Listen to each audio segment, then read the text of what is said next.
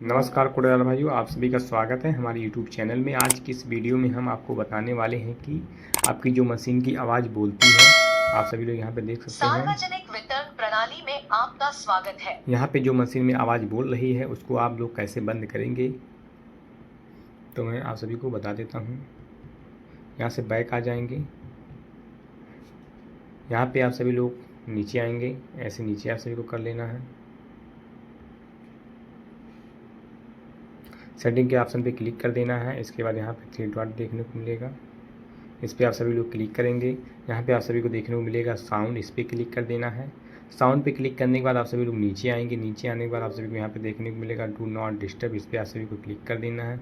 यहाँ पे आप सभी लोग देख सकते हैं कि ये ऑन है, इसको आप सभी को ऑफ़ कर देना है। ऑफ़ करने के बाद आप सब यहाँ पर देखेंगे अलार्म, इस पर आप सभी क्लिक करेंगे। यहाँ पे मीडिया साउंड जो है वो बंद है।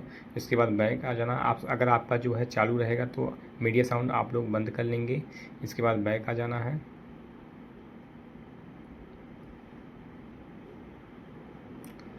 बैक आ जाना है,